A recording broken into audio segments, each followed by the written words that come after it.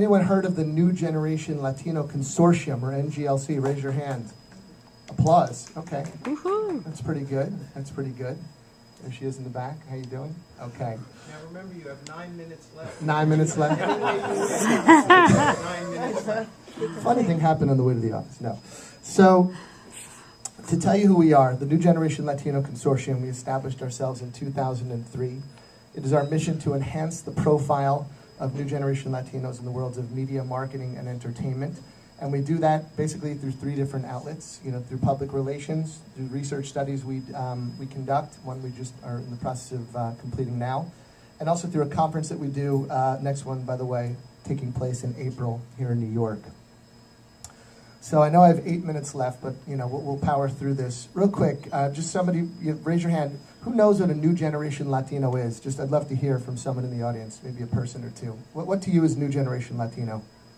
Anyone? Should I pick on CTV? Bill, I told you I'd call on you. What is to you a New Generation Latino? I would say a New Generation Latino is a mainstream American who lives in 2 cultures and in 2 worlds, and he's equally proud of both. And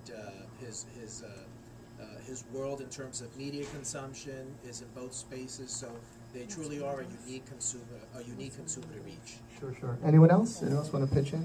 Age-wise, New Generation Latino, what would you say? Young. Could you be more specific? Just young. Okay. All right.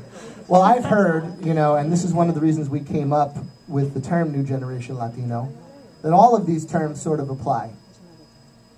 Right? Is it somebody who's acculturated? Is it somebody who's U.S. born, urban? There's a new term that just came out called urbano, which is an interesting one. Hispanic, urban. Latinos under 40, Latinos who lead bicultural lifestyles, English dominant. It gets very, very, as you can imagine, murky and confusing. And that to me was, in 2003 and still today, troubling, because this group represents the majority of Latinos living here in the U.S. So this is obviously something we all need to take hold of, and which is why we came up with the term New Generation Latino, because it's just so overwhelming when you start to ask different people how they perceive this. To quantify it out a little bit, there's 21 different Latino nationalities. Depending on who you're asking, there's 4 different generations. I consider it to be foreign-born, first, second, third. There certainly could be 4th and 5th, but I stop at 4.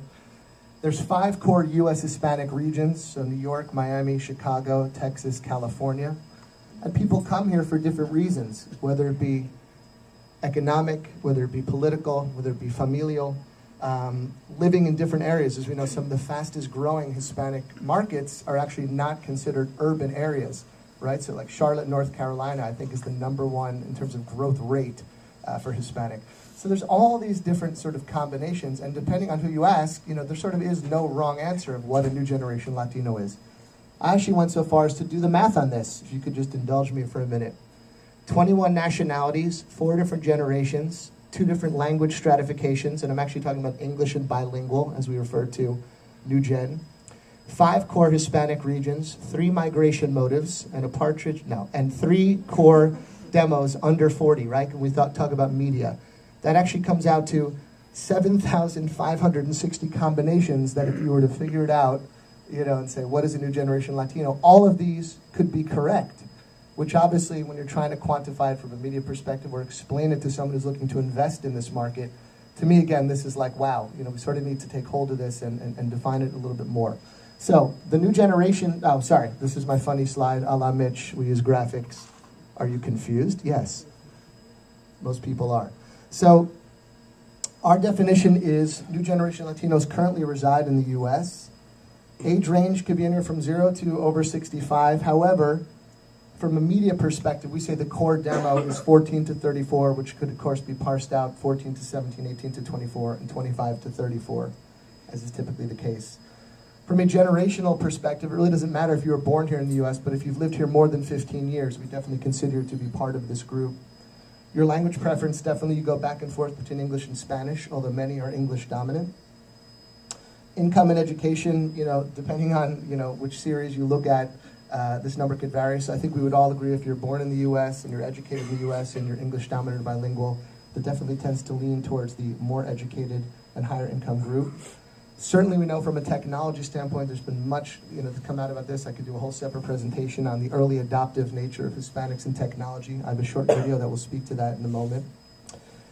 And the core identifier, if you will, as Betsy so eloquently set up here, is definitely identity, of which language is a part. Sometimes it gets misconstrued that it's about English or Spanish. This is certainly not an either or. It's very much an and, as we believe in the New Generation Latino Consortium. And we think language is a part of it. It's just not all of it. Not to be repetitive, but some of those things obviously include someone's customs, their values, their family, their religion, their lifestyle, all the things that Betsy was talking about and has her own study proved this out even further. And from a media perspective, definitely the preference is English, although definitely there certainly is consumption of Spanish language media, although that's going to vary depending on how long you've lived in this country and the way you were raised and where you were raised. Another interesting trivia question. Does anyone know the birth-to-death ratio of the Hispanic market? How many births to every one death? Anyone have a guess? 10 to 1? What'd you say? It is, that's right. It's 8 to 1, with a median age of 27. And of course, the majority being U.S. born, as we're going to further look. In the general market, any guess? Birth-to-death ratio? That's right. 1 to 1 with a median age of 41, which of course, when we talk about general market, I know I'm making a generalization here. I'm saying all U.S. born. Yes, I chose a black and white picture for the, for the white market. Anyways. The interesting thing is you look at the Pew data on this, though, because we always talk about the Hispanic market being super young.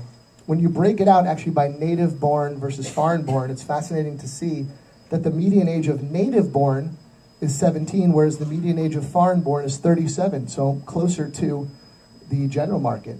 So what's driving the youthfulness, if you will, of the Hispanic market are the new generation Latinos and the Latinos who are born in this country. Also interesting to point out, I know it's a bit of an eye chart, so I pop it out here. Of the, and this has grown, of course, I think we're at like 49.7 million. This says 46.8. This was a couple of years ago. 29 million of those are U.S. born, or 62%. This is just looking at nativity. We can get to a whole other language discussion, of course.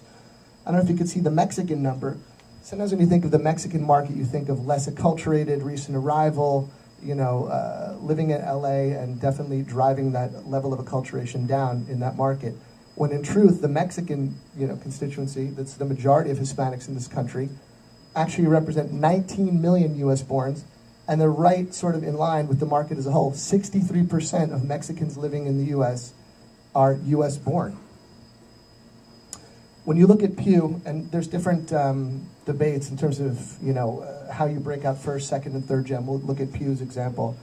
They say first generation is anyone who is foreign born and then has migrated here to the U.S. That's considered the first generation.